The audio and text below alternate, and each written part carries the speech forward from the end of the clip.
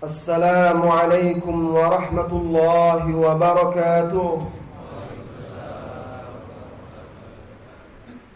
إن الحمد لله نحمده ونستعينه ونستغفره ونعوذ بالله من شرور أنفسنا وسيئات أعمالنا. من يهده الله فلا مضل له ومن يضلل فلا هادي له. أشهد أن لا إله إلا الله وحده لا شريك له، وأشهد أن محمدا عبده ورسوله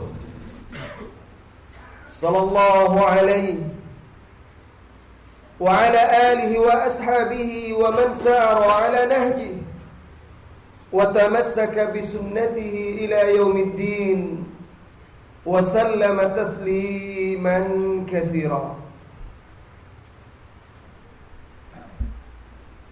يا أيها الذين آمنوا اتقوا الله حق تقاته ولا تموتن إلا وأنتم مسلمون. يا أيها الناس اتقوا ربكم الذي خلقكم من نفس واحدة وخلق منها زوجها وبث منهما رجالا كثيرا ونساء واتقوا الله الذي تساءلون به والأرحام إن الله كان عليكم رقيبا. يا أيها الذين آمنوا اتقوا الله وقولوا قولا سديدا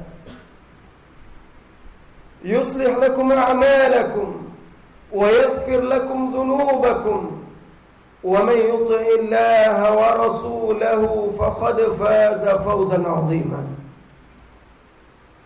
أما بعد فإن أصدق الحديث كتاب الله وخير الهدي هدي محمد صلى الله عليه وسلم وشر الأمور محدثاتها وكل محدثة بدعة وكل بدعة ضلالة وكل ضلالة في النار.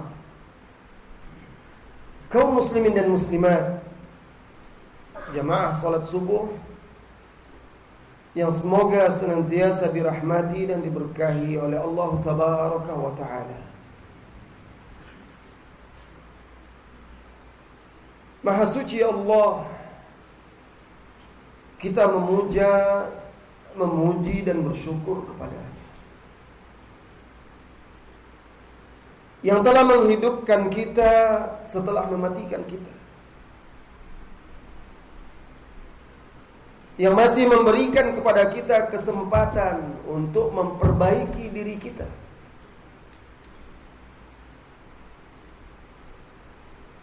agar kita bisa menunaikan kewajiban kita sebagai hamba-Nya. Salawat dan salam untuk Nabi yang mulia, pemimpin anak cucu Adam, sebaik-baik suri tauladan dalam kehidupan ini. Nabi kita yang mulia, Al-Mustafa Muhammad sallallahu alaihi wasallam. Saudara-saudari kaum muslimin dan muslimat,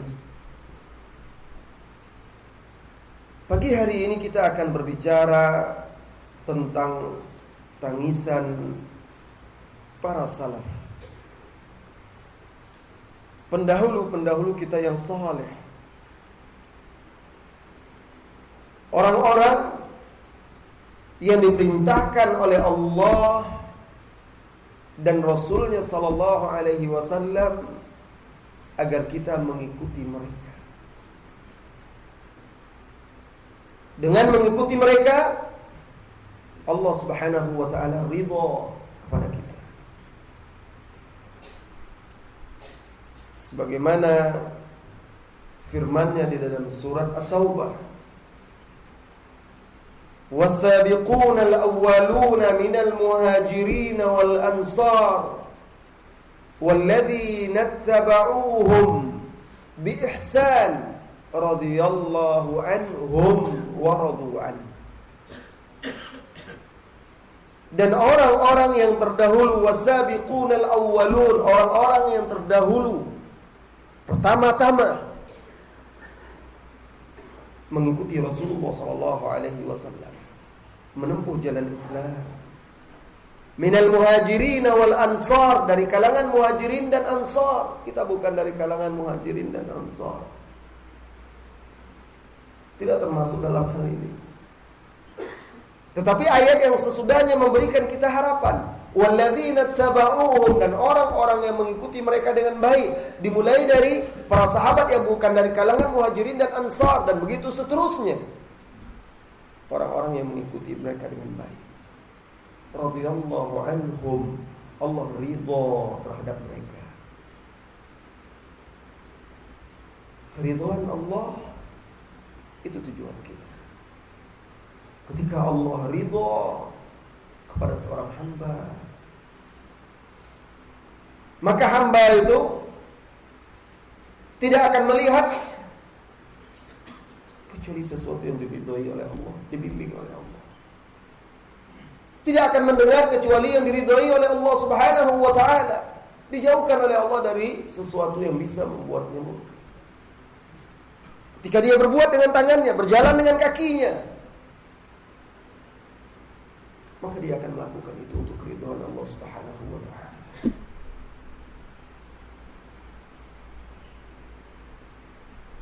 Saudara-saudari kaum muslimin dan muslimat yang semoga senantiasa dirahmati dan diberkahi oleh Allah Subhanahu wa ta'ala, membaca kehidupan salafus saleh, mempelajarinya, bertabur hikmah serta ibrah, bisa menjadi cemeti bagi kita untuk bangkit dari kelalaian, keluar dari kelengahan kita. Tentunya waktu kita tidak akan cukup untuk mengupas tema ini. Kita akan kupas secara ringkas. Setelah itu nanti insya Allah ada tanya jawab sedikit, kurang lebih sampai jam 6:30, 6.30, karena nanti kita jam 9 juga akan ada lanjutan kajian bersama saya. Berbicara tentang tangisan, wahai saudara-saudari kaum muslimin dan muslimat, tidak lepas kaitannya dengan hati, karena mata mengikuti hati.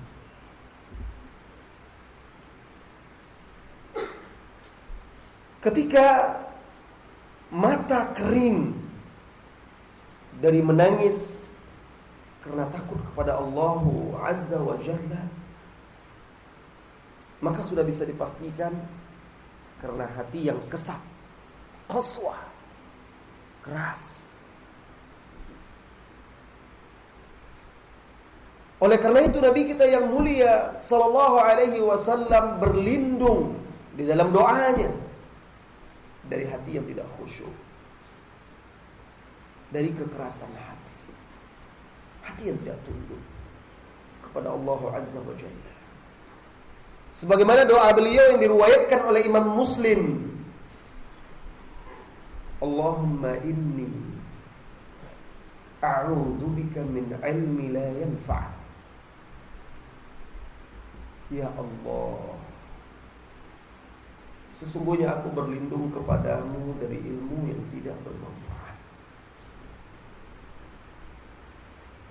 Ilmu, wahai saudaraku, jika tidak berguna bagi seorang hamba, tidak membuat dia takut kepada Allah Azza wa Jalla, apa yang dia petik dari ilmu tersebut? Karena khasyatullah merupakan buah yang ranum dari ilmu yang dipelajari. Allahumma inni a'udzubika min ilmi la yanfa'. Perbanyak doa ini. Kita rajin menuntut ilmu, tapi kita tidak merasakan indah dan nikmatnya ilmu itu. Berat bagi kita untuk mengamalkannya. Berlindung kepada Allah Azza wa Jalla yang menganugerahkan kepada kita ilmu, yang memberi hidayah dan taufik. Ya Allah, sesungguhnya aku berlindung kepadamu dari ilmu yang tidak bermanfaat. Ketika ilmu tidak bermanfaat, apa akibatnya? Wa min qalbin la yakhsha. Dan dari hati yang tidak khusyuk. Hati yang keras, hati yang membatu. Karena ketika hati itu keras, membatu, ilmu tidak sampai ke sana. Ilmu ketika tidak sampai di hati, hanya di lisan, maka yang didapat dia hanya zahir saja, mazhar dan penampilan saja. Karena manusia hidup dengan ruhnya, dengan jiwanya, bukan semata dengan jasad. Oleh karena itu, ruh salat adalah kekhusyukan. Ketika khusyuk tidak ada, hilang ruh salat.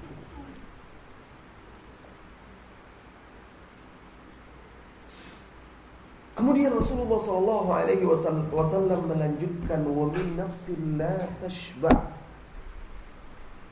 Dan dari nafsu yang tidak pernah puas, tidak pernah merasa kenyang.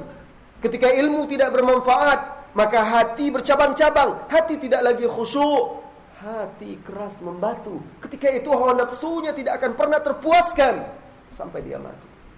Na'udzubillah. Wa min da'watin la yustajabu laha. Yang keempat, dan dari doa yang tidak dikabulkan.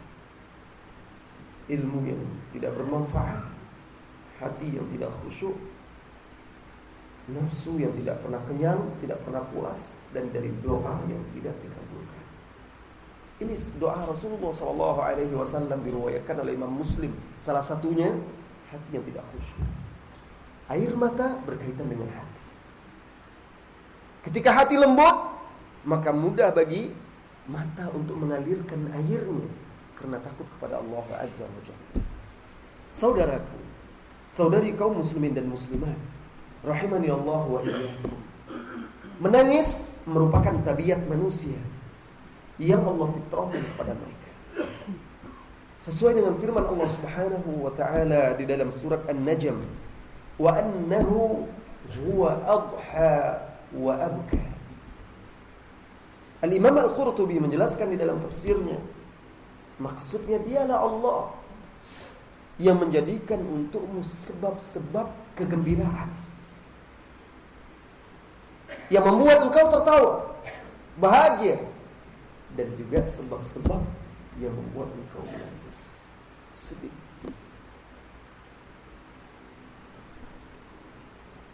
Oleh karena itu, tangisan tidak ada kaitannya dengan sifat takut. Atau tangisan bukanlah pertanda bahwa seorang laki-laki itu bukan seorang yang jantan. Atau tangisan tidak mesti menunjukkan seseorang itu lemah. Karena tangisan memang fitrah yang Allah fitrahkan kepada manusia. Hanya saja beragam sebab seseorang itu menangis.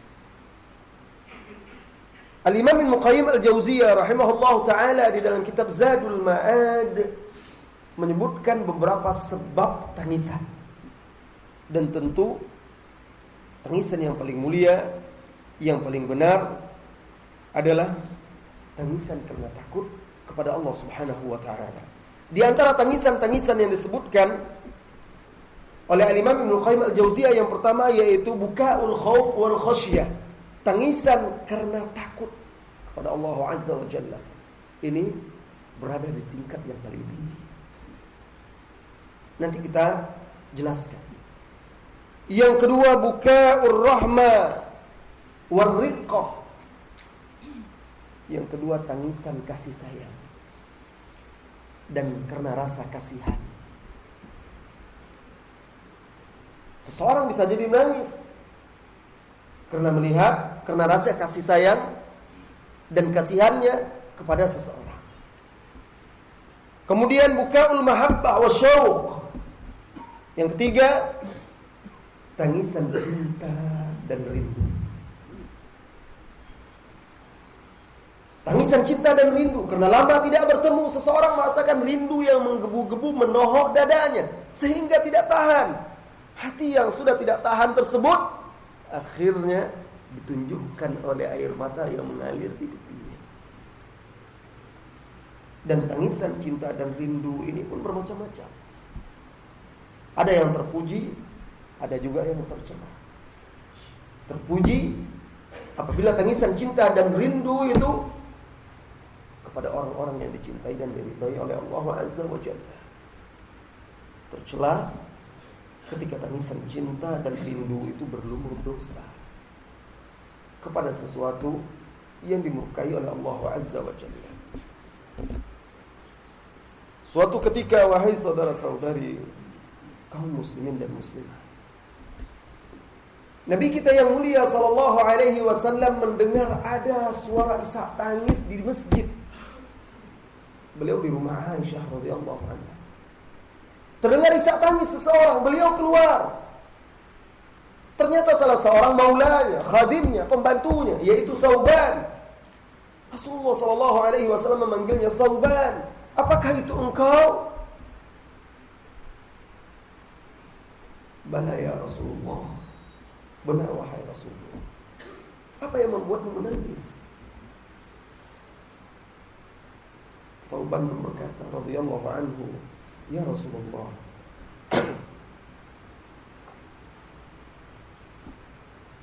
kami apabila berkumpul denganmu, kami merasakan bahagia dan gembira. Lalu ketika kami pulang kepada istri dan anak-anak kami teringat kepadamu, kami pun sedih, kami tidak tahan untuk tidak bertemu denganmu.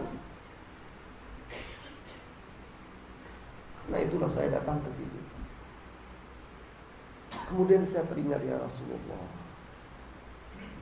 ketika kelak engkau nanti masuk surga, lalu aku diizinkan oleh Allah masuk surga, aku takut tidak bisa berjumpa denganmu, karena engkau berada di tempat yang tinggi.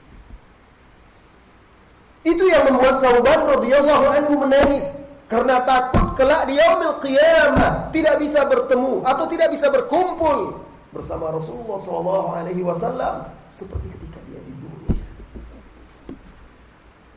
Ini tangisan cinta dan rindu yang terpuji. Pernahkah salah seorang dari kita merasakan kerinduan tersebut? Kerinduan untuk bisa bertemu, berkumpul bersama Rasulullah SAW. Saudara-saudari kaum muslimin dan muslimat, kita lanjutkan. Kemudian yang berikutnya, yang keberapa tangisan? Yang keempat. Kata Imam Ibnu Qayyim al-Jauziyah, bukaul farah was surur, tangisan gembira dan bahagia. Seseorang saking gembira dan bahagianya bisa juga menangis, tangisan haru. Gembira karena apa yang dia inginkan tercapai, karena berkumpul dengan orang yang dia cintai. Yang berikutnya tangisan karena takut atau rasa sakit yang dirasakan. Yang berikutnya tangis karena sedih. Tangis karena sedih, karena kesedihan berpisah atau ditinggalkan oleh seseorang atau kehilangan sesuatu. Bedanya tangisan sedih dengan tangisan takut apa? Karena ada perbedaan tipis di sini. Tangisan sedih yaitu terhadap sesuatu yang telah terjadi, sesuatu yang sudah berlalu. Sedih karena terjadi menimpa dia. Sedangkan tangisan takut itu karena sesuatu yang dikira akan terjadi menimpa dia, sehingga dia takut. Ini perbedaannya. Kemudian ada lagi tangisan karena lemah, karena penakut, karena kecut. Ada karena kelemahan diri, karena cengeng. Ini juga ada. Dan juga ada tangis bukaun nifaq, tangis orang-orang munafik, tangis berpura-pura. Matanya menangis, tetapi hatinya keras dan kasar. Kita berlindung kepada Allah Azza wa Jalla dari tangisan ini, dari kekhusyukan nifaq. Zahirnya seolah-olah khusyuk, tetapi hati jauh dari Allah Azza wa Jalla. Ada juga tangis yang bisa dibeli, dibayar. Sebagian orang dibayar untuk menangis, sebagaimana yang dilakukan di sebagian agama-agama di luar Islam. Ketika musibah menimpa mereka, maka dibayarlah orang-orang untuk menangis dan meratap. Ada lagi tangis ikut-ikutan atau bukaul muwafaqah. Melihat orang lain menangis, maka kita pun ikut menangis. Kita tidak tahu apa yang membuat mereka menangis, apa yang mereka tangisi, tetapi kita hanya ikut-ikutan saja.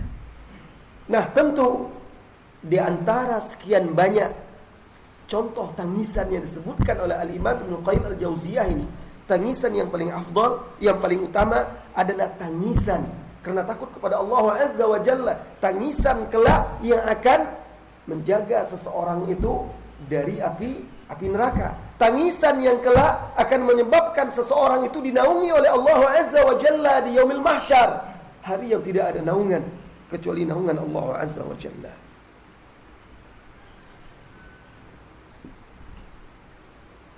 Menangis karena takut kepada Allah Azza wa Jalla sangat besar keutamaannya.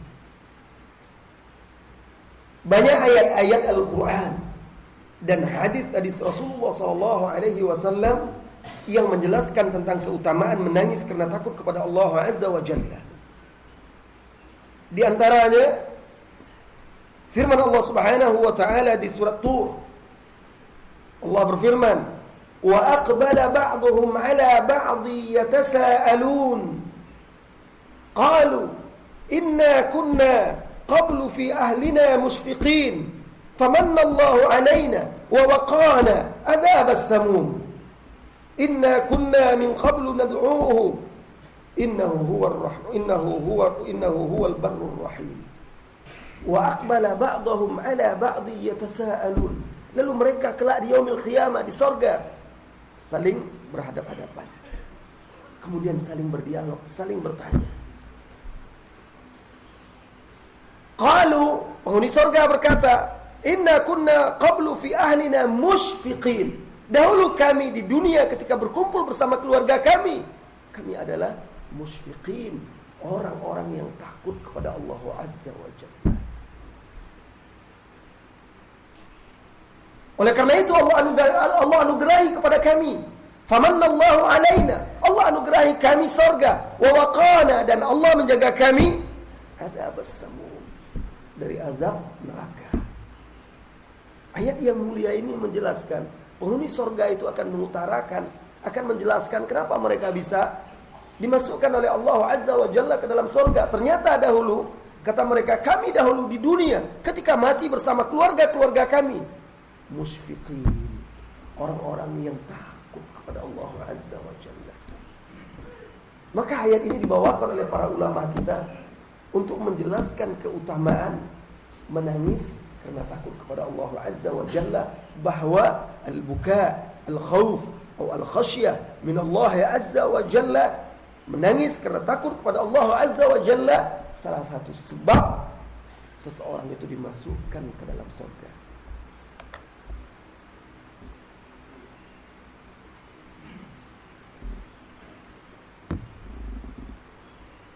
Nabi kita yang mulia Muhammad sallallahu alaihi wasallam, sebagaimana di dalam hadis yang diriwayatkan oleh Al-Imam At-Tirmidzi, bersabda, "La yalijun nar Rajulun baka min khasyatillah hatta ya'uda al-labanu fi ad-dar. Tidak akan masuk ke dalam neraka. La yalijun nar. Tidak akan masuk ke dalam neraka. Rajulun baka min khasyatillah. Seseorang yang menangis karena takut kepada Allah Azza wa Jalla sampai susu kembali ke tempatnya. Susu kambing, susu sapi yang diperah itu, setelah diperah mustahil dia bisa kembali dibalikkan lagi, masuk lagi, kembali lagi ke dalam putingnya itu. Rasulullah SAW memberikan perumpamaan orang yang menangis karena takut kepada Allah itu mustahil dibakar oleh neraka, tidak akan masuk ke dalam neraka kecuali susu itu setelah diperah bisa kembali lagi ke dalam putingnya.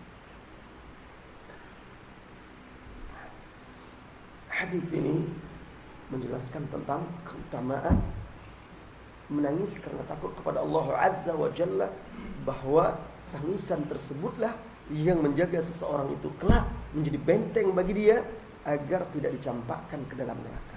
Di dalam hadis yang lain yang diriwayatkan oleh Imam Al-Bukhari dan juga Imam Muslim, Rasulullah SAW bersabda, sab'atun yuzilluhumullah bizillih yauma la dhilla illa dhilluh. Ada 7 orang yang kelak di yaumil qiyamah, di yaumil mahsyar, ketika matahari didekatkan kepada kepala manusia dan manusia dikumpulkan tanpa sehelai benang pun, tanpa alas kaki, semuanya keringat bercucuran.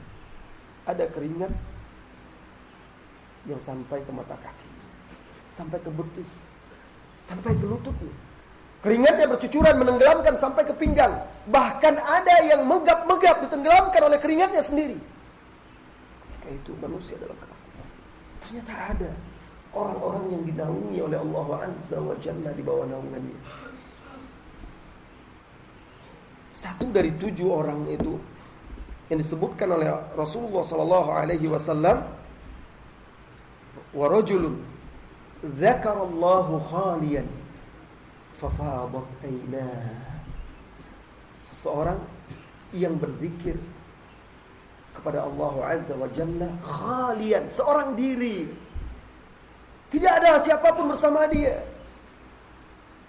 Manusia lelah, tenggelam, atau hanyut dalam dunia mereka, sementara dia berkhulwat bersama Allah Azza wa Jalla.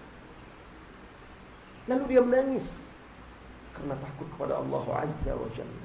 Ini perbedaan tangis kita dengan tangis salafus saleh. Wahai saudaraku, mereka salafus saleh dahulu menangis, itu mereka tutup, mereka sembunyikan tangisan mereka. Menangis ketika mereka seorang diri, menangis ketika mereka hanya bersama Allah Azza wa Jalla. Kita mudah menangis ketika di hadapan khalayak ramai atau melihat orang lain menangis. Dahulu salah seorang dari salafus saleh sedang membaca Al-Quran, menangis. Ada orang datang, cepat ditutupnya Al-Quran tersebut. Dahulu di antara mereka ada yang menangis karena berzikir kepada Allah Azza wa Jalla. Datang muridnya, langsung dia hentikan, kemudian dia pura-pura sedang sakit, pura-pura sedang flu, untuk menyembunyikan apa? Tangisannya tersebut. Ini perbedaannya. Oleh karena itu, keutamaan menangis karena takut kepada Allah ketika kita seorang diri mendapatkan naungan kelak di yaumil qiyamah, di bawah naungan Allah Subhanahu wa taala. Karena hanya keikhlasanlah yang bisa membuat seseorang seperti itu. Di dalam hadis lain yang diriwayatkan oleh Al-Imam At-Tirmidzi, dan hadis ini disahihkan oleh Syekh Al-Albani sebagaimana hadis yang At-Tirmidzi yang sebelumnya, Rasulullah sallallahu alaihi wasallam bersabda, "Ainani la tamussuhuman nar." Ada 2 mata yang tidak akan disentuh oleh api neraka. Ainun bakat min khasyatillah. Yang pertama yaitu mata yang menangis karena takut kepada Allah. Yang kedua, wa ainun batat tahrusu fi sabilillah. Yang kedua, mata yang tidak tidur, berjaga di malam hari di jalan Allah. 2 mata ini tidak akan disentuh oleh api neraka. Saudara-saudari kaum muslimin dan muslimat yang semoga senantiasa dirahmati dan diberkahi oleh Allah Subhanahu wa taala. Karena begitu berharganya air mata yang menetes karena takut kepada Allah Azza wa Jalla, sampai-sampai seorang sahabat yaitu Abdullah bin Umar radhiyallahu anhuma pernah mengatakan, "Walladzi nafsi biyadi, demi Allah zat yang jiwaku berada di tangannya. Jika satu tetes aku menangis karena takut kepada Allah Azza wa Jalla, lebih aku inginkan daripada berinfak dengan 1000 dinar." Karena berinfak seseorang mudah. Berinfak itu kenapa lebih mudah daripada menangis kepada Allah Azza, menangis karena takut kepada Allah Azza wa Jalla? Karena berinfak ada diketahui oleh manusia. Sementara dan berinfak itu motivasinya banyak. Sementara menangis karena takut kepada Allah Azza wa Jalla, kita sendiri apa yang mendorong kita?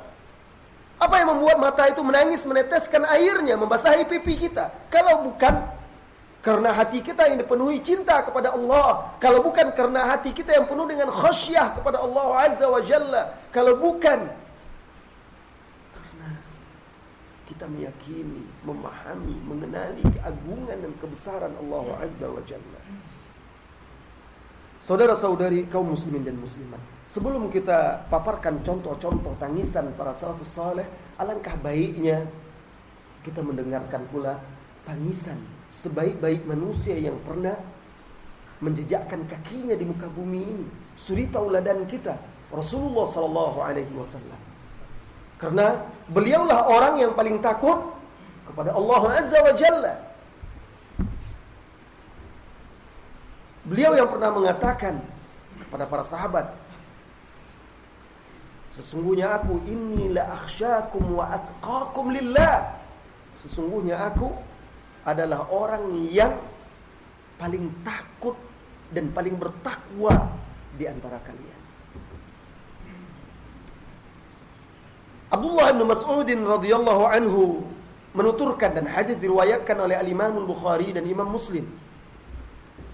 Qala lin-nabiy sallallahu alaihi wasallam, Nabi sallallahu alaihi wasallam pernah berkata kepadaku, "Iqra alayya al-Qur'an." Hai Abdullah, hai Ibnu Mas'ud, bacakan Al-Quran kepadaku. Rasulullah sallallahu alaihi wasallam juga ingin mendengarkan Al-Quran dari orang lain. Apalagi sahabat-sahabat yang bacaannya bagus, seperti Abdullah bin Mas'ud radhiyallahu anhu, yang dikatakan oleh Rasulullah sallallahu alaihi wasallam, barang siapa yang ingin mempelajari Al-Quran segar seperti diturunkan, segar masih seperti diturunkan, maka belajarlah dari Abdullah bin Mas'ud radhiyallahu anhu. Rasulullah sallallahu alaihi wasallam berkata kepada dia, "Wahai Ibnu Mas'ud, bacakan kepadaku Al-Qur'an." Ibnu Mas'ud pun heran. "Ya Rasulullah, aqra'u 'alaik wa 'alaika unzil." Wahai Rasulullah, bagaimana mungkin aku bacakan kepadamu sementara Al-Qur'an itu diturunkan kepadamu? Apa kata Rasulullah sallallahu alaihi wasallam? "Inni uhibbu an asma'ahu min ghairi." Aku ingin mendengarkannya dari selainku. Maka mulailah Abdullah bin Mas'ud radhiyallahu anhu membaca Al-Qur'an. Dia membaca surat An-Nisa di hadapan Nabi sallallahu alaihi wasallam. Kata beliau, "Fa qara'tu alaihi surat An-Nisa hatta ji'tu ila hadhihi al-ayah." Sehingga sampailah beliau ke firman Allah Subhanahu wa taala di surah An-Nisa ayat 40 di juz 5, "Fa kaifa idza ji'na min kulli ummatin bisyahidin wa ji'na bika 'ala haula'i syahida." Sampai di ayat tersebut. Tiba-tiba Rasulullah sallallahu alaihi wasallam berkata kepada dia, "Hasbukal an." Cukup, sekarang cukup wahai Ibnu Mas'ud. Apa kata Abdullah bin Mas'ud? "Faltafattu ilaihi fa idza aynahu tadrafan." Lalu aku menoleh, menatap Rasulullah sallallahu alaihi wasallam. Ternyata kedua matanya menangis. Rasulullah sallallahu alaihi wasallam mendengarkan ayat tersebut, menetes air matanya. Para ulama menjelaskan kenapa Rasulullah sallallahu alaihi wasallam menangis. Coba lihat. Coba dengarkan. Coba simak ayat ini. Ayat ini menceritakan tentang hari kiamat kelak. Bagaimana Rasulullah SAW di hari kiamat. Fakaifa idza ji'na min kulli ummatin bisyahidin. Dan bagaimana kelak apabila kami datangkan dari setiap umat itu seorang saksi. Waji'na bika, dan kami datangkan pula, kami hadirkan engkau hai Muhammad sebagai saksi atas mereka. Nah, ketika itu Rasulullah SAW teringat dahsyatnya hari kiamat, teringat bagaimana kondisi manusia di yaumil mahsyar. Itu yang membuat beliau menangis. Teringat ketika setiap umat itu diambil satu orang menjadi saksi. Lalu Rasulullah SAW dipanggil juga untuk bersaksi atas mereka. Terbayang oleh beliau dahsyatnya hari itu. Karena beliau berilmu. Itu yang membuat beliau menangis. Karena takut akan hari itu. Abdullah bin Sikhir radhiyallahu anhu menceritakan sebagaimana diriwayatkan oleh Imam Ahmad dan An-Nasa'i, dan lafaz ini lafaz An-Nasa'i. Abu Daud juga meriwayatkan dengan lafaz yang berbeda. Abdullah bin Sikhir radhiyallahu anhu berkata, "Ataitu an-nabiy sallallahu alaihi wasallam." Pernah aku mendatangi Nabi sallallahu alaihi wasallam wa huwa yusalli. Ketika itu beliau sedang salat. Walijawfihi azizun ka azizil mirjali minal buka min khasyatillah. Aku pernah mendatangi Nabi SAW, beliau sedang salat, dan aku mendengar di dadanya ada gemuruh. Aziz ka azizil mirjali, gemuruh seperti air mendidih, menggelegak. Ketika kita memasak air, lalu air menggelegak, terdengar bunyi air itu berbolak-balik. Maka terdengar suara gemuruh tersebut karena Rasulullah SAW menahan isak tangisnya. Sahabat yang datang mendengar seperti ada bunyi di leher, di kerongkongan Rasulullah SAW. Ini menunjukkan syiddati khaufin Nabi SAW. Begitu sangat takutnya Rasulullah SAW kepada Allah Azza wa Jalla.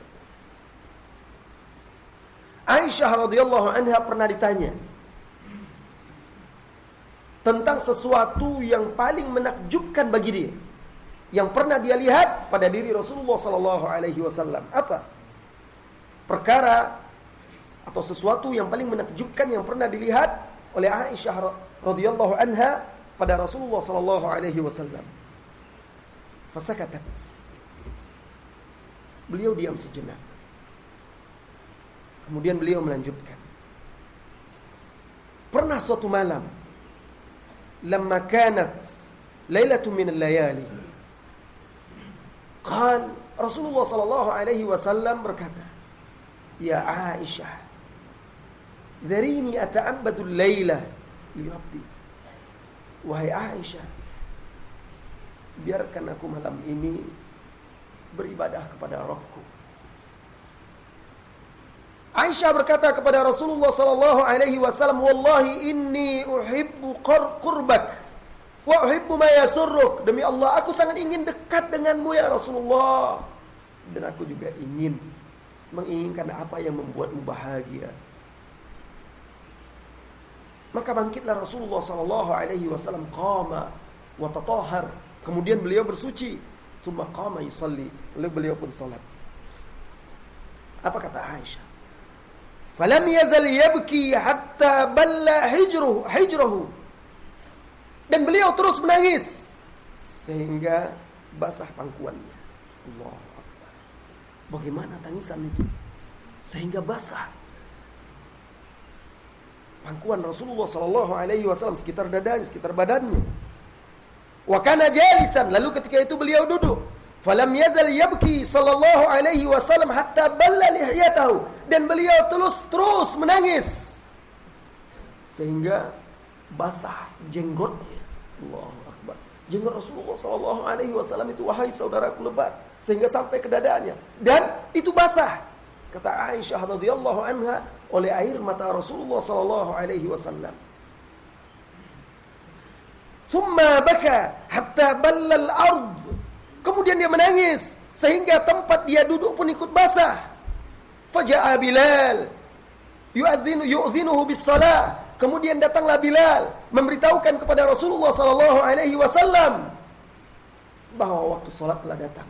Falamma ra'ahu yabki, tatkala Bilal melihat Nabi kita yang mulia menangis, terisak-isak, Bilal berkata, "Ya Rasulullah, tabki wa qad ghafara Allahu laka ma taqaddama min dhanbika wa ma ta'akhkhar." Wahai Rasulullah, kenapa engkau menangis? Sementara Allah Subhanahu wa taala telah mengampuni dosamu yang telah lalu dan yang akan datang. Kita, wahai saudaraku, tidak punya jaminan sama sekali. Kita gudang dosa. Alangkah banyaknya dosa-dosa yang menodai hati kita di waktu-waktu kita yang berlalu, dan di masa yang akan datang kita pun tidak pernah tahu lagi entah dosa apa yang akan dilakukan oleh kita. Rasulullah sallallahu alaihi wasallam telah diampuni dosanya yang telah lalu dan akan datang. Beliau menangis. Maka beliau menjawab, "Afala akunu 'abdan syakura?" Kenapa pula aku tidak menjadi seorang hamba yang bersyukur? Kalau memang Allah telah mengampuni dosaku yang telah lalu dan akan datang, maka sudah sewajibnya aku menjadi hamba yang bersyukur. Laqad unzilat alayya al-laila, malam hari ini telah Allah turunkan kepadaku satu ayat, wailul liman qara'aha wa lam yatafakkar fiha. Wailul liman qara'aha wa lam yatafakkar fiha. Wail, celaka orang-orang yang membacanya tetapi tidak merenunginya. Kemudian beliau sallallahu alaihi wasallam membacakan firman Allah Subhanahu wa taala di surat Ali Imran di juz 4 di ayat 190, "Inna fi khalqis samawati wal ardi wa ikhtilafil laili wan nahari laayatin liulil albab." Dan seterusnya. Ayat yang juga biasa dibaca oleh Rasulullah sallallahu alaihi wasallam apabila beliau bangun di malam hari untuk salat. Biasanya beliau sebagaimana diriwayatkan oleh Imam Al-Bukhari dari Abdullah bin Abbas radhiyallahu anhuma, apabila bangun di malam hari di sepertiga malam terakhir atau di separuh malam untuk sholat, beliau duduk. Lalu beliau mengusap-ngusap, menghapus bekas-bekas tidur, sisa-sisa tidur yang ada di matanya. Kemudian beliau menatap langit. Lalu beliau membaca 10 ayat terakhir dari surat Ali Imran, dimulai dari "Inna fi khalqis samawati wal ardi wa ikhtilafil laili wan nahari laayatin liulil albab." Celaka orang yang membaca ayat ini kemudian dia tidak tafakkur, tidak merenungi, tidak mempelajari ayat yang mulia ini. Hadis ini disahihkan oleh Syekh Al-Albani rahimahullahu taala di dalam As-Sahihah. Nah, ini sebagian dari tangisan Rasulullah sallallahu alaihi wasallam. Masih banyak lagi hadis-hadis, riwayat-riwayat yang sahih yang menceritakan tangisan-tangisan Rasulullah sallallahu alaihi wasallam. Bagaimana dengan para sahabat, murid-murid Rasulullah sallallahu alaihi wasallam? Mereka, wahai saudaraku, sebaik-baik murid yang meneladani gurunya. Mereka benar-benar mencontoh, meneladani Rasulullah sallallahu alaihi wasallam dalam segala hal, termasuk khauf, takut kepada Allah Azza wa Jalla. Anas bin Malik radhiyallahu anhu pernah bercerita sebagaimana diriwayatkan oleh Al-Imam Al-Bukhari dan Muslim.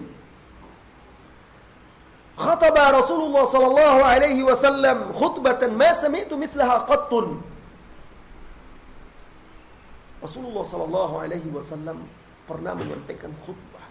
Aku tidak pernah mendengar khutbah yang seperti itu. Beliau berkata, "Lau ta'lamuna ma a'lam la dhahiktum qalilan wa la bakaitum katsira." Di antara yang dikatakan oleh Rasulullah sallallahu alaihi wasallam ketika itu, kalaulah kalian mengetahui apa yang aku ketahui, niscaya kalian akan sedikit tertawa dan banyak menangis. La dhahiktum qalila wa la bakaitum katsira. Mendengar itu, apa kata Anas? Faghatta ashabu Rasulillah sallallahu alaihi wasallam wujuhahum. Maka para sahabat semuanya menutup wajah mereka, walahum khanin. Dan ketika itu terdengar isak tangis mereka. Terdengar isak tangis mereka.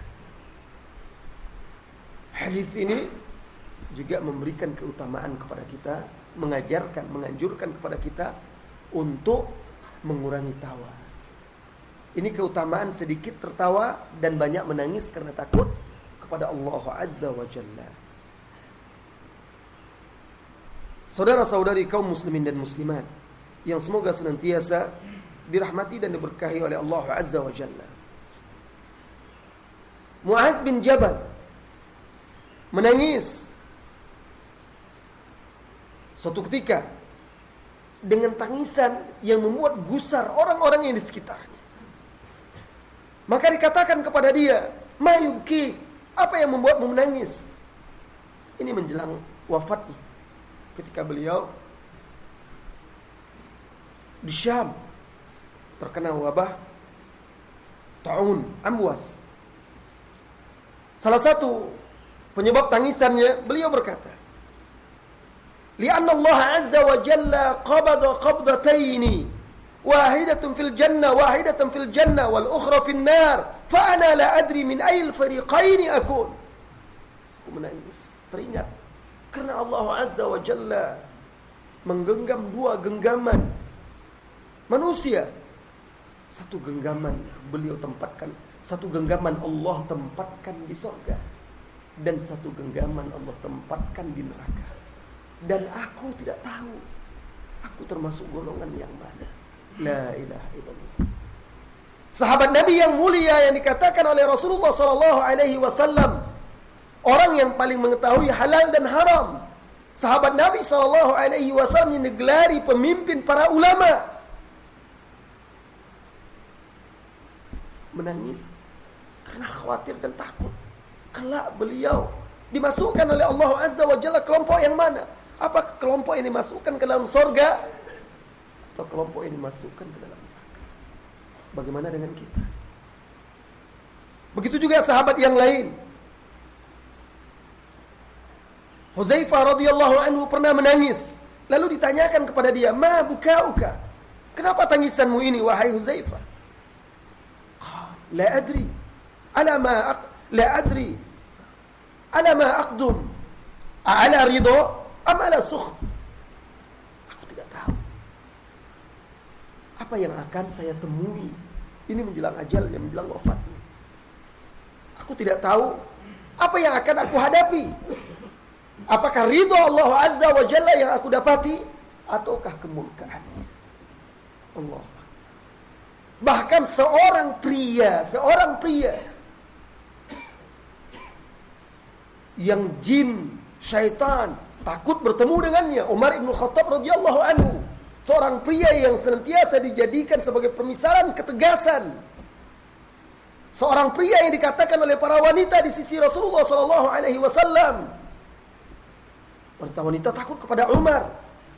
Pernah suatu ketika Rasulullah sallallahu alaihi wasallam di rumah Aisyah, dan di situ ada teman-teman Aisyah. Mereka berbicara, bercanda dengan Aisyah, tertawa. Rasulullah sallallahu alaihi wasallam diam saja. Datang Umar, tiba-tiba mereka diam. Ditanya oleh Umar, "Ya aduwata anfusihinna, wahai kalian, musuh diri kalian sendiri. Tadi kalian ketika aku tidak ada di sisi Rasulullah sallallahu alaihi wasallam, kalian berbicara, mengangkat suara dan tertawa. Ketika aku datang kalian diam." Apa kata salah seorang dari mereka? "Ajal ya Umar, benar wahai Umar, karena engkau adalah seorang laki-laki yang keras." Tetapi Umar radhiyallahu anhu adalah orang yang paling lembut hatinya. Pernah salah seorang sahabat menceritakan, dia salat, dia berada di saf yang paling belakang. Salat dipimpin oleh Umar radhiyallahu anhu. Terdengar isak tangis Umar dari belakang. Allah. Jadi tidak ada kaitannya tangisan karena takut kepada Allah Azza wa Jalla dengan seseorang yang tegas. Tidak. Saudara-saudari kaum muslimin dan muslimat yang semoga senantiasa dirahmati dan diberkahi oleh Allah Subhanahu wa taala.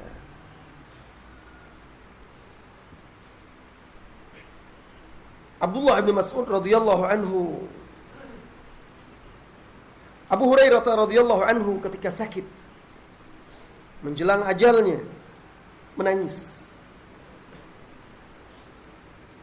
Sahabat yang sepanjang hidupnya sejak dia masuk Islam digunakannya untuk mempelajari sunnah, kemudian menyebarkannya, menghafalkannya, menyebarkannya, memperjuangkannya. Sahabat yang ketika melihat orang-orang ahlus suffah saling berebut mengambil bagian-bagian harta yang dibagikan oleh Rasulullah SAW, dia diam, tidak ikut. Ketika ditanya oleh Rasulullah SAW, kenapa engkau tidak ikut mengambil bagian itu, harta tersebut? Apa yang engkau inginkan? Maka Abu Hurairah menjawab, ya Rasulullah, aku ingin engkau mengajarkan kepadaku apa yang Allah ajarkan kepadamu. Uridu an tu'allimani mimma 'allamaka Allah. Aku ingin engkau mengajarkan kepadaku apa yang telah Allah ajarkan kepadamu, ilmu. Karena Abu Hurairah paham ilmu lebih berharga daripada harta. Nah, Abu Hurairah radhiyallahu anhu ketika dia sakit menjelang wafatnya dia menangis. Lalu ditanyakan kepada dia, "Ma yubkik?" Apa yang membuatmu menangis? Qal, "Amma inni la abki ala dunyakum hadhihi." Adapun aku bukan menangisi dunia kalian ini. Aku menangis bukan karena takut berpisah dengan dunia kalian ini, tidak. Walakin abki ala bu'di safari. Tetapi aku menangis karena aku tahu alangkah jauhnya perjalananku, wa qillatu zadi, dan sedikitnya bekal. Allahu Akbar. Demikian salafus saleh, wahai saudara-saudariku. Ternyata di antara perkara yang membuat mereka mudah menangis, mereka selalu introspeksi diri mereka.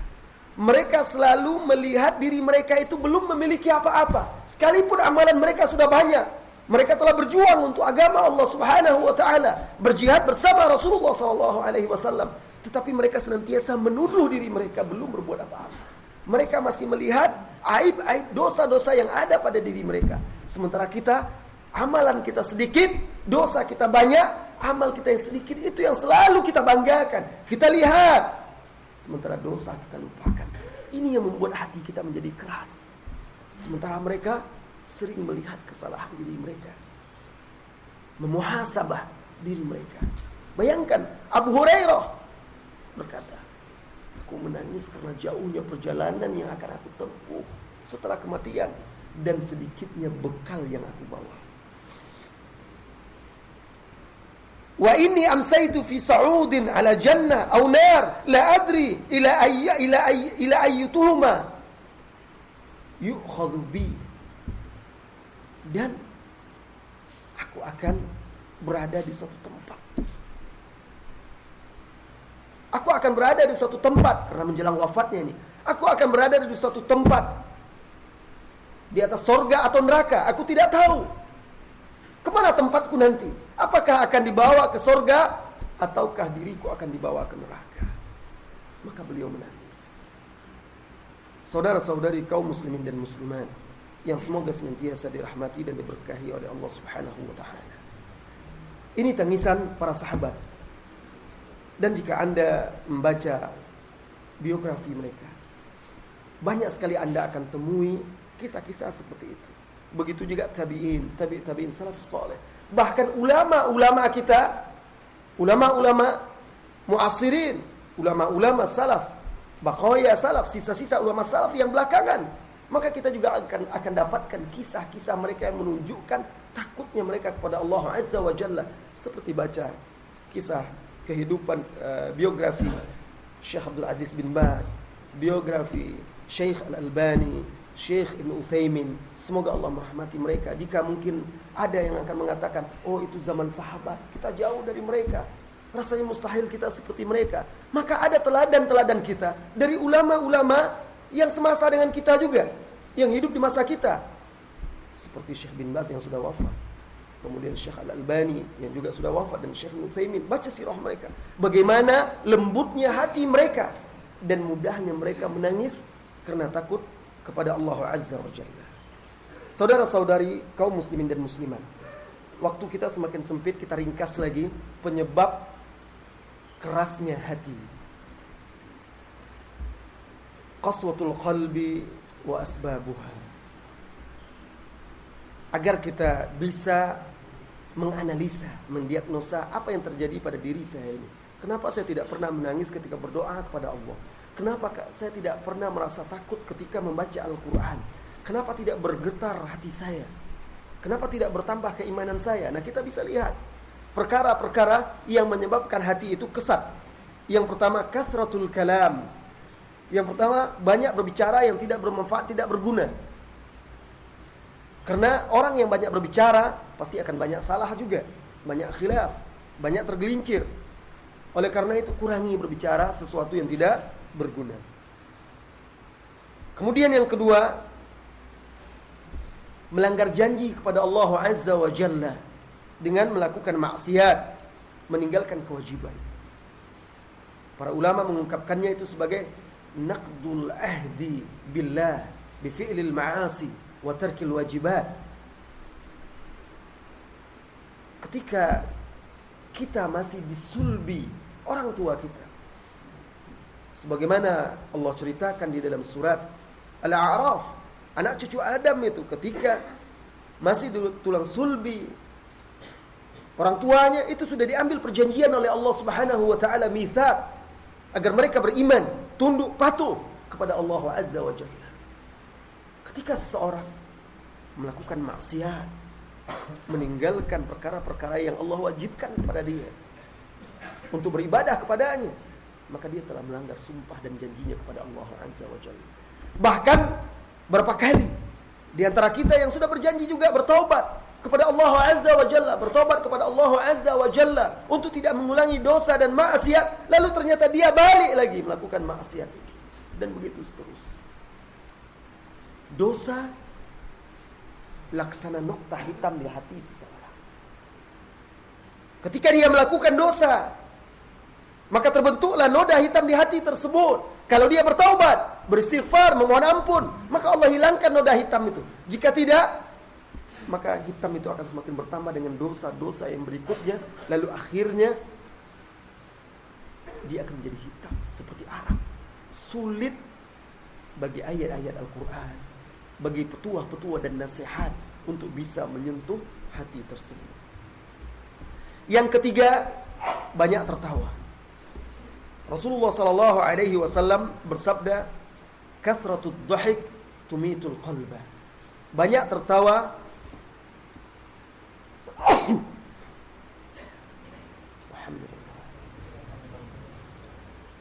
banyak tertawa mematikan hati. Hadis ini diriwayatkan oleh Imam Ahmad dan At-Tirmidzi serta disahihkan oleh Syekh Al-Albani rahimahullahu taala. Banyak tertawa mematikan hati.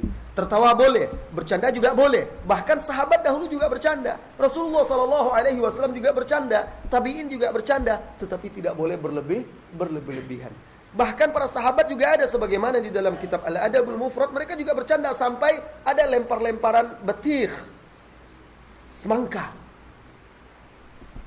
Tetapi kata Abdullah bin Umar, mereka itu siang hari mereka juga bercanda, mereka juga tertawa. Kalau malam hari mereka laksana pendeta, mereka taat beribadah. Kalau kita siang malam tertawa. Na'udzubillah. Sahabat mereka juga bercanda, Rasulullah juga bercanda. Bahkan ada juga sahabat itu yang candaannya usil, tetapi mereka tidak berlebihan. Nah, banyak tertawa, berlebihan tertawa menyebabkan hati itu kasar, keras dan mati. Al-Hasan Al-Basri pernah melewati sekelompok pemuda yang tertawa terbahak-bahak. Lalu duduklah dia bergabung bersama orang tersebut. Al-Hasan Al-Basri rahimahullahu ta'ala berkata kepada mereka, "Ya fata, hal mararta ala sirat?" Wahai anak muda, apakah engkau pernah atau sudah berjalan meniti sirat, tetian sirat di yaumil qiyamah? Qala la. Dia menjawab tidak. Apakah engkau tahu tempatmu kelak di sorga atau di neraka? Anak muda itu juga menjawab tidak. Fama hadha ad-dhahik? Lalu apa tertawamu ini? Kenapa engkau tertawa seperti ini? Maka semenjak itu tidak pernah lagi anak muda tersebut terlihat tertawa. Yang keempat, banyak makan. Pecinta kuliner, banyak makan juga menyebabkan kita malas beribadah, malas menuntut ilmu, mudah mengantuk, berat untuk menegakkan ibadah-ibadah kepada Allah Azza wa Jalla. Karena biasanya kalau urat perut sudah kencang karena penuh, maka melemah urat yang ada di mata, kendur dia. Nah, seperti itu. Akhirnya tidak kuat dan tidak sanggup lagi, jarang beribadah. Pikirannya hanya makan saja. Nah, ternyata kata para ulama kita, banyak makan juga menyebabkan hati menjadi keras dan kasar. Kenapa? Karena banyak makan membuat kita kekenyangan lalu malas beribadah.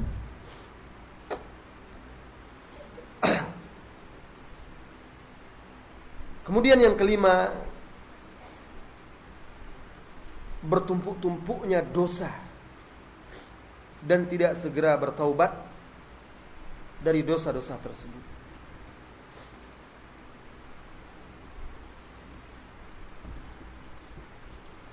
Kata salafus saleh dahulu, badan itu apabila dia tidak berpakaian di bawah terik matahari, maka dia akan mudah berkeringat. Begitu juga hati. Al-badanu idza urriya, dia akan berkeringat dan lemah, lalu menjadi lembut, menjadi lemah. Begitu juga kadzalikal qalbu idza qallat khatayahu asra'at dam'atuhu. Begitu juga hati, apabila sedikit dosanya, maka cepat pula air mata itu mengalir. Yang keenam, suhbatus suq, bergaul dengan orang-orang yang tidak baik, orang-orang yang buruk perilaku dan perangainya, orang-orang yang jauh dari Allah Azza wa Jalla. Maka bertemanlah dengan orang-orang yang beriman, orang-orang yang bertakwa, orang-orang yang soleh. Jadikan mereka sebagai sahabat. Karena as-sahibus sahib, dahulu dikatakan as-sahibu as-sahib. Sahib itu teman, sahabat. Sahib itu artinya menyeret, membawa. Begitulah sahabat itu akan membawa kita, ima kepada yang baik, bisa jadi juga kepada yang buruk. Tergantung dengan siapa kita bergaul. Bergaul dengan seorang penjual parfum, minyak wangi, kita bisa membeli parfum darinya. Kalau kita tidak bisa membelinya, barangkali dia akan memberikan kita hadiah atau mengoleskan parfumnya kepada kita. Jika tidak, kita akan mendapatkan bau yang sedap. Bergaul dengan orang-orang soleh, jika kita tidak bisa beramal seperti dia, setidaknya kita akan dikumpulkan dengan dia. Imam An-Nawawi ketika mensyarahkan hadis Anas bin Malik radhiyallahu anhu, hadis yang menceritakan tentang seseorang yang bertanya kepada Rasulullah sallallahu alaihi wasallam, "Mata sa'ah?" Kapan kiamat itu terjadi ya Rasulullah? Rasulullah sallallahu alaihi wasallam balik bertanya kepada orang tersebut, "Wa ma a'adatta laha?" Apa yang kau siapkan untuk hari kiamat? Seperti itu Rasulullah sallallahu alaihi wasallam kalau ditanya tentang hari kiamat, beliau balik bertanya, "Apa yang kau siapkan untuk hari kiamat?"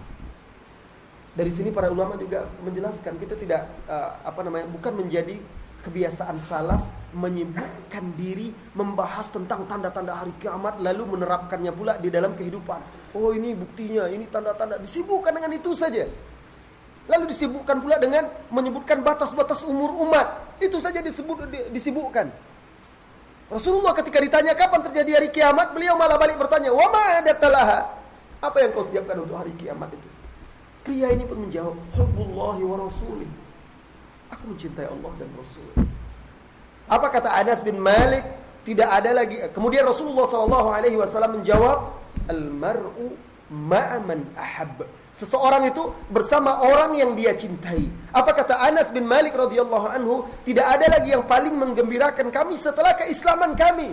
Kecuali kami mendengar Rasulullah SAW mengatakan, al-mar'u ma'a man ahab. Seseorang itu bersama orang yang dicintainya. Maka Anas bin Malik berkata, maka aku fa'ana uhibbullah wa rasulah. Maka aku mencintai Allah dan Rasulnya. Wa uhibbu Abu Bakrin wa uhibbu Umar. Aku juga mencintai Abu Bakar dan Umar. Apa kata Anas selanjutnya? Dan aku, sekalipun aku tidak bisa beramal seperti mereka, aku berharap bisa dikumpulkan bersama mereka. Apa kata Imam An-Nawawi mensyarahkan hadis ini? Di dalam hadis ini terdapat faedah, anjuran, keutamaan bergaul, mencintai, dekat dengan orang-orang yang soleh, kaum muslimin dan muslimat. Karena ketika kita bergaul, berteman dengan mereka di dunia, maka kelak di yaumil qiyamah kita juga akan dikumpulkan dengan orang-orang yang saleh. Ba'dus salaf, sebagian salaf berkata, qaswatul qalbi min arba'ati asya'. Kesatnya hati itu karena 4 perkara. Idza jawazta qadral hajah. Apabila engkau melampaui batas al-akla wan nauma wal kalama wal mukhalatah. Jika engkau melampaui batas dalam makan, dalam tidur, dalam berbicara, dan dalam bergaul. Jika melampaui batas dalam bergaul. Ini dia sebab-sebab kerasnya hati. Kemudian terakhir kita lanjutkan sebab lembutnya hati. Ketika kita sudah tahu sebab-sebab kerasnya hati, perlu juga kita ketahui bagaimana terapi untuk melembutkan hati kita yang keras. Saudara-saudari kaum muslimin dan muslimat, kerasnya batu ternyata lebih keras hati manusia. Bebatuan berjatuhan dari gunung karena takut kepada Allah Azza wa Jalla. Bahkan di antara mereka ada yang terbelah. Tetapi hati manusia, pagi petang mereka membaca ayat Al-Quran, mendengarkannya dari orang-orang, dari imam, dari qari, tetapi tidak menetes air matanya, tidak tumbuh rasa takut. Nah, ini yang membuat kita sedih dan menangis. Bagaimana kiat cara melembutkan hati? Yang pertama, wahai saudara-saudari kaum muslimin dan muslimat, ma'rifatullah bi asma'ihi wa sifatihi wa af'alihi. Mengenali Allah dengan asma'ul husna wa sifatihi al-ula. Mengenali Allah Azza wa Jalla dengan mempelajari, mendalami nama-namanya yang maha indah. Karena nama-nama Allah Subhanahu wa ta'ala menunjukkan keagungan dan kemuliaannya, sifat-sifatnya yang maha tinggi dan sempurna. Dengan mempelajari nama-namanya, semakin kita mengenal keagungan, kebesaran, kesempurnaan Allah Azza wa Jalla. Saudara-saudari kaum muslimin dan muslimah, kita sudah belajar tauhid, kita sudah belajar akidah, tetapi kita kurang mengenal sifat-sifat Allah Azza wa Jalla, kurang mengenal nama-nama Allah Azza wa Jalla, mempelajarinya, memahaminya, meyakininya, dan juga mengamalkan buah-buahnya. Begitu juga mengenali af'al, perbuatan-perbuatan Allah, seperti hukumannya terhadap orang-orang yang berbuat maksiat, yang ingkar, yang mendustainya. Saudara-saudari kaum muslimin dan muslimat, ini akidah, tauhid, mengenal Allah Subhanahu wa ta'ala, pondasi pertama kita untuk kesempurnaan agama kita. Apa kata Al-Imam Ibn Qayyim Al-Jauziyah rahimahullahu ta'ala? La yastaqimul jasad al-badan illa iza istaqama al-qalbu.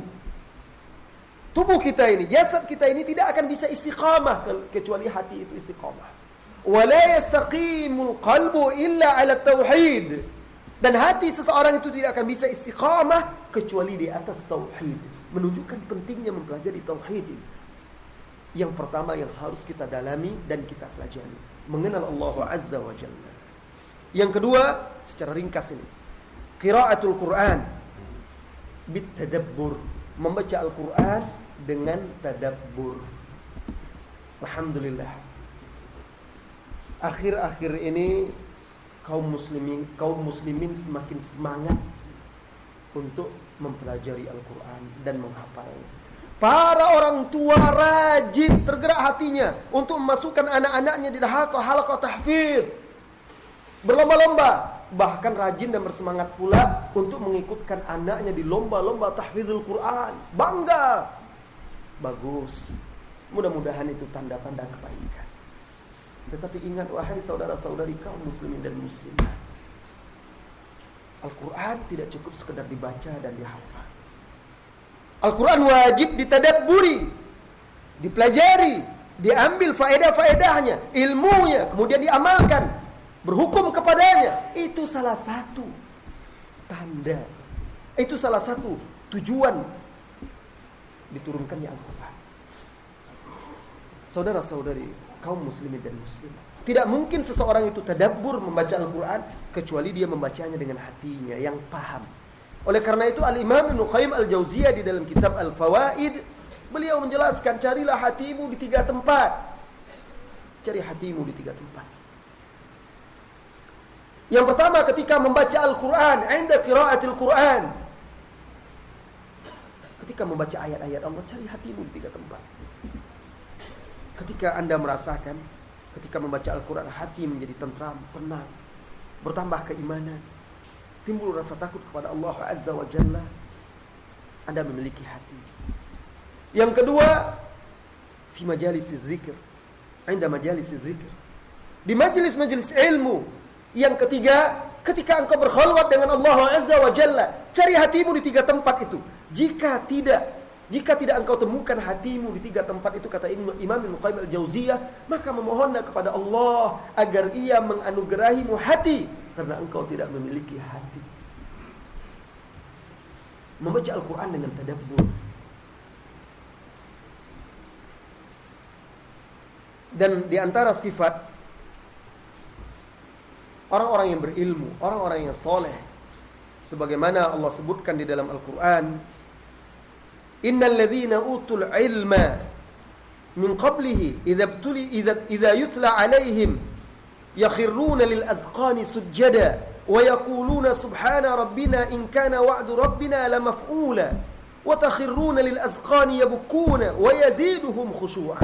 Sesungguhnya orang-orang yang diberi ilmu sebelumnya, apabila dibacakan kepada mereka ayat-ayat Allah, mereka tersungkur sujud dengan dagu mereka. Sujud, maksudnya sujud kepada Allah Azza wa Jalla.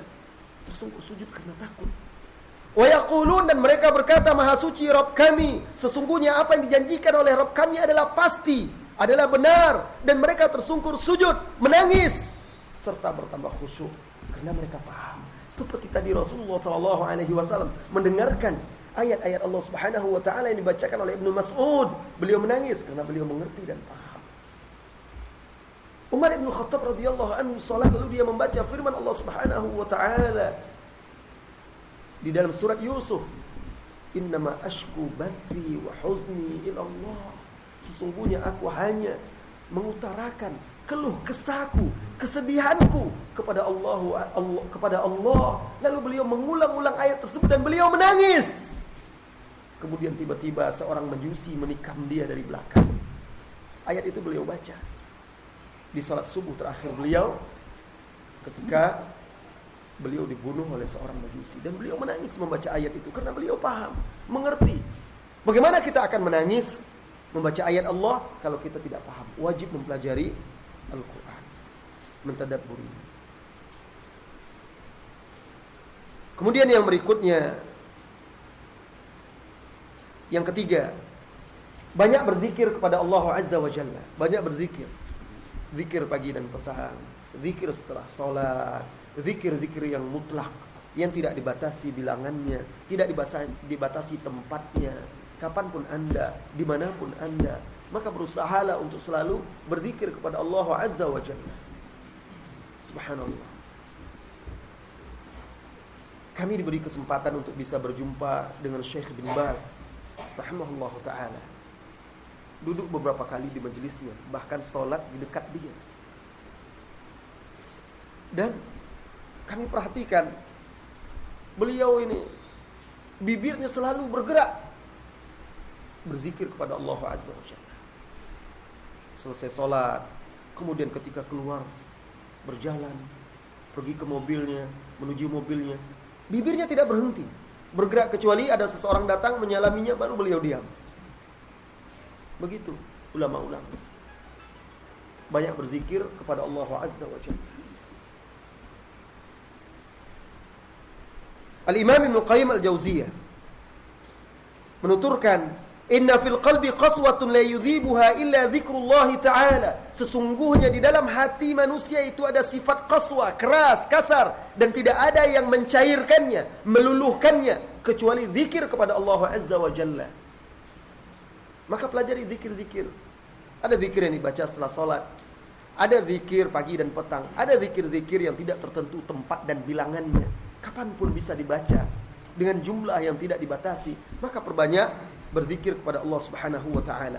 Yang keempat, memperbanyak ketaatan. Memperbanyak ketaatan. Berusahalah, berjuanglah untuk senantiasa memotivasi diri kita melakukan ibadah kepada Allah Azza wa Jalla. Yang kelima, mengingat kematian, menghadiri jenazah. Murid Al-Imam Syafi'i rahimahullahu taala, yaitu Imam Al-Muzani, murid paling dekat dengan dia. Itu salah satu kebiasaan beliau dan hobinya memandikan jenazah. Memandikan jenazah. Dan beliau menceritakan alasannya dalam biografinya. Salah satu alasan dia adalah untuk melembutkan hatinya. Karena itu dia sengaja memandikan jenazah, lalu akhirnya menjadi kebiasaan dia memandikan jenazah. Mengingat kematian, ziarah kubur, menghadiri jenazah-jenazah saudara-saudari kita, ini menumbuhkan rasa takut, mengingatkan kita kepada kematian. Yang keenam, memakan yang halal. Memakan yang halal. Darah yang mengalir dari sesuatu yang haram, daging yang tumbuh di tubuh kita dari sesuatu yang haram, maka tidak ada yang patut baginya kecuali api neraka. Jantung kita yang memompahkan darah juga akan ternoda oleh sesuatu yang haram itu. Akhirnya seseorang itu tanpa dia sadari mulai jauh dari Allah Azza wa Jalla. Mulai jauh dari beribadah, mulai malas beribadah, mulai dekat kepada dosa. Kenapa? Karena daging dan darah yang mengalir di dalam tubuhnya ternyata dari sesuatu yang haram. Ini membuat dia jauh dari Allah Azza wa Jalla. Allah Azza wa Jalla, innallaha thayyibun la yaqbalu illa thayyib.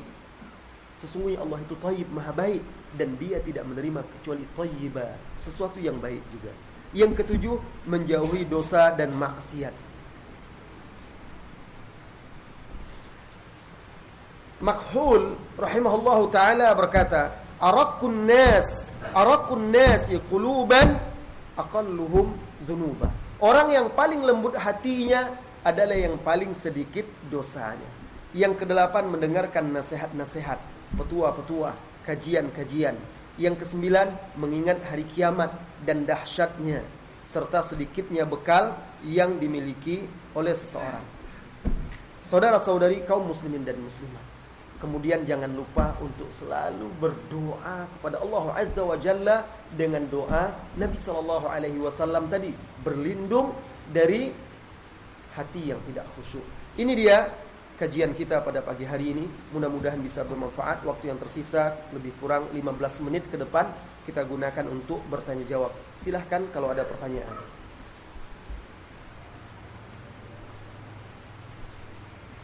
Pertanyaan boleh langsung dan boleh ditulis, silahkan.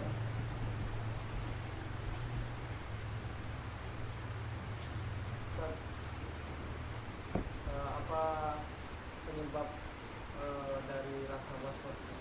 Misalkan tadi makan, terus pas tengah-tengah sudah baca doa makan belum? Masuk kamar mandi, tadi sudah baca belum ya? Kalau itu sudah jadi kebiasaan sebelumnya. Ya. Was-was seperti itu, was-was dalam ibadah, itu dari syaitan. Syaitan ingin menghilangkan kekhusyukan pada diri kita. Nah, banyak was-was ini. Ada orang yang perasaan dia tadi sudah baca doa, tapi ternyata dia sudah baca doa, tapi didatangkan was-was oleh syaitan, sehingga akhirnya dia ragu-ragu, sudah baca atau belum. Jadi was-was itu keraguan-raguan dan kebimbangan. Rasulullah SAW mengajarkan kepada kita cara melawan was-was tersebut. Karena was-was ini keraguan-raguan yang muncul setelah keyakinan. Sebagai contoh, Rasulullah SAW mengajarkan kepada kita, apabila seseorang itu merasakan sesuatu di perutnya, angin, ketika dia sedang sholat, maka Rasulullah SAW katakan jangan keluar dari sholatnya sehingga dia mendengar suara atau mencium bau. Bukan pula maksudnya, wahai saudaraku, sengaja Anda keluarkan pula suara sedang sholat, nanti tertawa orang semuanya sholat nanti. Jangan. Maksudnya Rasulullah SAW ingin mengajarkan kepada kita, jangan tinggalkan sholat itu hanya karena suatu perkara yang meragu-ragukan. Tadi itu bisa jadi itu hanyalah angin yang ada di perut itu, belum keluar. Maka jangan tinggalkan sholat itu, jangan keluar dari sholat kecuali engkau mendengar suara hatta yasma'a sautan aw yajida rihan, atau mencium bau angin yang keluar dari duburnya, sampai betul-betul yakin. Kenapa? Karena dia sudah berada di dalam sholat, dia dalam keadaan suci, dia sudah berwudu, itu yang yakin, dia pasti tahu, dia pasti yakin, saya sedang sholat, saya dalam keadaan suci. Sementara ini hanya keraguan-raguan. Tinggalkan yang meragukan itu, bangun di atas keyakinan. Tetap yakin bahwa angin itu belum keluar. Kenapa? Saya belum mendengar suaranya. Tapi kalau Anda sudah betul-betul yakin, walaupun tidak ada suara, walaupun tidak ada bau, kan Anda yang lebih tahu. Tapi Anda betul-betul yakin, maka tinggalkan sholat. Nah, sama seperti Rasulullah SAW juga mengajarkan kalau seseorang ragu rakaat sholatnya. Para ulama menjelaskan kalau seseorang sholat ragu, dia was-was dari syaitan mungkin, atau lupa sebagai manusia. Saya sudah sholat, ini rakaat ketiga atau kedua. Perasaan tadi saya 2 sudah, ini 3, tapi dia ragu. Maka bagaimana jalan keluarnya? Jalan keluarnya ambil yang yakin, tinggalkan yang ragu. Yang ragu 3, yang yakin adalah 2. Maka ambil yang meyakinkan kita bahwa kita sudah sholat 2, tiba-tiba muncul keraguan 3 atau 2. Ambil yang paling kecil, karena yang paling kecil itu yang meyakinkan. Setelah itu nanti sujud sahwi. Ini dalam sholat. Nah, begitu juga, saya sudah berwudu atau belum ya? Nah, ambil keyakinan kita. Tadi saya sudah dari kamar mandi, saya sudah berwudu, ambil keyakinan kita. Tinggalkan keraguan itu. Begitu juga kebiasaan kita sudah baca doa. Syaitan ingin mendatangkan was-was kita, karena dari was-was inilah kadang muncul amalan-amalan yang tidak dicontohkan oleh Rasulullah SAW. Dan syaitan ingin mendapat temannya, ingin menjauhkan kita dari sunnah. Karena was-was ini, akhirnya ada orang berulang-ulang kali bolak-balik kamar mandi. Kenapa? Saya tadi lupa baca doa. Sudah masuk keluar lagi, diulangnya lagi. Karena was-was tadi, syaitan ingin membuat dia jauh dari Allah Azza wa Jalla. Maka hilangkan keraguan itu. Da' ma yuribuka ila ma la yuribuk. Bangun keyakinan itu. Tadi saya sudah. Dan berlindung kepada Allah Subhanahu wa taala. A'udzubillahi minasyaitonir rajim, min hamadihi wa nafthihi wa nafathihi. Bahkan Rasulullah SAW mengajarkan dalam sholat, ketika datang syaitan membuat keraguan, mengganggu kita dalam sholat, maka kita dibolehkan meniup ke kiri kita, ya, 3 kali, tapi bukan dengan ludah, ya. Nah, meniup dengan ke kiri dengan membaca a'udzubillahi minasyaitonirrajim min hamadihi wa nafthihi wa nafathihi. Kemudian sampai 3 kali untuk mengusir waswas syaitan tadi, berlindung kepada Allah Azza wa Jalla dari waswas syaitan. Ini dia, Allahu a'lam bissawab. Silakan kalau ada pertanyaan yang lain. Fadhal.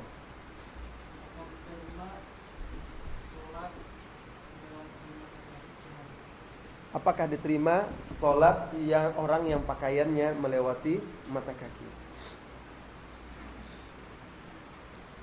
Isbal atau pakaian yang menutupi mata kaki itu hukum tersendiri dan tidak termasuk dalam syarat-syarat sahnya sholat atau perkara yang membatalkan sholat. Ya, jadi tidak ada hubungannya apakah sholat orang itu sah atau tidaknya. Meninggikan pakaian di atas mata kaki merupakan perintah Rasulullah sallallahu alaihi wasallam. Bahkan Rasulullah sallallahu alaihi wasallam sampai-sampai pernah memegang betis seorang sahabat. Lalu beliau menegaskan idratul mu'min ila nisfi saqaihi. Batas sarung seorang mukmin itu di tengah betisnya. Kecuali dia tidak sanggup, maka Rasulullah izinkan diturunkan sampai tidak menutupi mata kaki, karena setelah itu Rasulullah mengatakan wa ma asfala minal ka'baini fa finnar. Dan yang menutupi mata kaki itu tempatnya di neraka. Berdasarkan ini dan hadis-hadis lain, banyak hadis-hadis lain yang digabungkan lalu dibahas secara kaidah usul fikih, maka para ulama-ulama kita, mayoritas ulama-ulama menegaskan bahwa isbal itu ada dua. Yang pertama, isbal bukan sebab khuyala, sombong. Pokoknya isbal saja secara mutlak. Yang kedua, isbal atau pakaian yang menutupi mata kaki karena kesombongan, keangkuhan. Jadi ada dua. Nah, orang yang isbalnya itu bukan karena kesombongan misalnya, ya, pokoknya asal isbal saja dia, maka ini hanya ancamannya hanya fafinnar, di neraka tempatnya. Tapi kalau dia memanjangkan pakaiannya menutupi mata kaki karena kesombongan, kata Nabi SAW, hukumannya Allah tidak akan melihat dia di hari kiamat. Allah tidak akan berbicara kepada dia. La yanzurullahu ilaihi wa la yukallimuhu wa la yuzakkihi wa lahu adzabun alim. Allah tidak melihat kepadanya, Allah tidak berbicara kepadanya, Allah tidak mensucikannya, dan baginya azab yang pedih. Jadi azabnya, hukumannya, ancamannya lebih besar lagi. Nah, sebagian ulama lagi ada juga yang memahami bahwa hukumnya itu hanya makruh tanzih, makruh litanzih. Makruh seperti Imam An-Nawawi tidak sampai kepada haram kecuali karena khuyala, karena sombong. Akan tetapi Allahu a'lam, pendapat yang paling kuat yaitu pendapat yang mengatakan baik sombong atau tidak tetap diancam, hanya saja kalau dengan kesombongan lebih keras lagi ancamannya. Adapun orang yang sholat dengan isbal, maka dia diancam karena isbalnya, sholatnya sudah dia tunaikan dan dia sah. Masalah pahalanya itu di sisi Allah Azza wa Jalla, bukan kita yang mengurusinya. Tetapi itu tidak termasuk perkara yang membatalkan sholat. Ada hadis yang dibawakan oleh sebagian orang untuk menjadi hujjah bahwa orang yang sholatnya dengan isbal tidak diterima. Tetapi itu dikritisi oleh sebagian ulama-ulama ahli hadis bahwa hadis tersebut tidak sahih. Allahu a'lam bissawab. Silakan kalau ada pertanyaan yang lain. Silakan. Keraskan suaranya.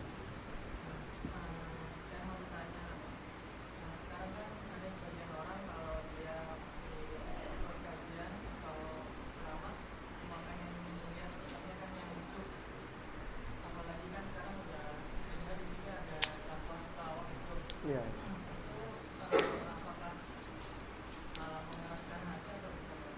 Ya.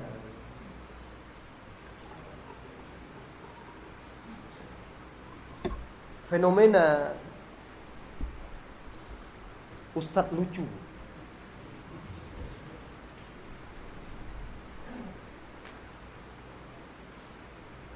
ini disebabkan oleh sedikitnya ahlul ilmi,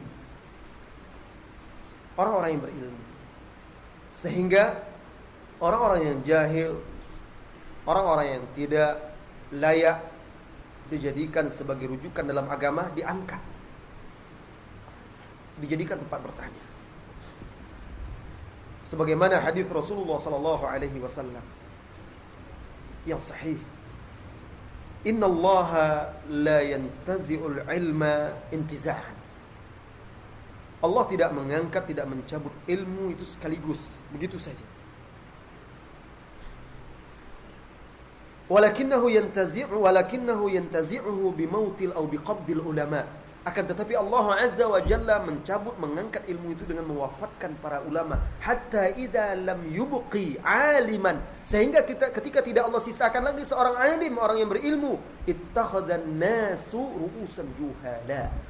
mulailah manusia mengangkat pemimpin-pemimpin, tokoh-tokoh dari orang-orang yang jahil, yang tidak berilmu. Fasu'ilu. Lalu orang-orang itu ditanya tentang agama Allah.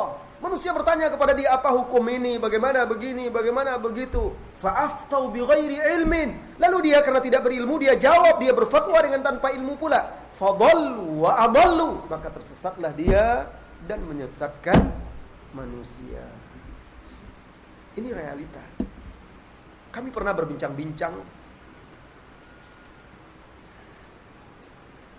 dengan salah seorang yang aktif mengelola, membina di salah satu TV swasta yang terkenal di Indonesia, terkenal. Di mana-mana di Indonesia bisa didapatkan channel TV komersil. Dia bercerita, kalau mau ustaz-ustaz yang mau masuk TV itu harus ada beberapa kategori. Yang pertama harus ganteng, tampan. Kalau nggak bisa masuk. Kalau dia tidak tampan, harus bisa melucu, melawak. Walaupun jelek, buruk, tapi dia bisa membuat orang tertawa, itu bisa diterima. Itu dia sendiri yang bilang. Dan dia kenal dengan ustaz-ustaz yang pelawak itu. Dia tahu. Kenapa ada sesuatu yang bisa dijual? Karena semakin banyak penonton, tentu iklan pun akan semakin banyak. Ketika ratingnya naik, tentu iklan berlomba-lomba. Tentu itu menjadi pemasukan juga. Nah, dan dia juga cerita kalau di TV itu orang-orang yang bertanya itu memang sudah diatur. Bahkan didatangkan, dikasih amplop juga datang supaya datang. Jadi fenomena ustadz lucu atau ustadz pelawak itu, atau fenomena ceramah cerita mahal. Ceramah cerita mahal. Cerita yang tidak jelas. Ketawa di sana di sini, bacakan ayat sedikit tertawa, hadis tertawa, cerita yang tidak jelas. Ikhtilat campur baur laki-laki perempuan, mahal lagi, makanya ceramah. Nah, ya, cerita mahal jadinya. Jadi, saudara-saudari kaum muslimin dan muslimat, penyebabnya pertama karena sedikitnya ulama, sedikitnya ilmu. Maka wajib kita mengkader generasi-generasi kita dengan ilmu yang benar, yang ilmu yang bersumber dari Al-Quran dan hadis-hadis yang sahih untuk melahirkan generasi-generasi ulama. Semakin banyak dai-dai yang benar, yang berpegang teguh kepada Al-Quran dan Sunnah, semakin banyak ulama-ulama yang mengajarkan ilmu, ahli ilmu, yang mengajarkan ilmu dengan benar, masyarakat pun semakin mengenal ilmu. Akhirnya mereka bisa menilai, tahu apa yang mereka butuhkan. Kemudian, wahai saudaraku, saudariku kaum muslimin dan muslimat, penyebab yang kedua, karena pertama kurangnya sedikitnya ulama. Penyebab yang kedua, karena memang ada usaha-usaha orang untuk menjauhkan kaum muslimin dari ilmu yang benar, dari ahli ilmu yang benar pula. Memang ada upaya-upaya seperti itu untuk mendangkalkan kaum muslimin, mendangkalkan pemahaman mereka, sehingga betul-betul dipublikasikan hal-hal yang seperti itu.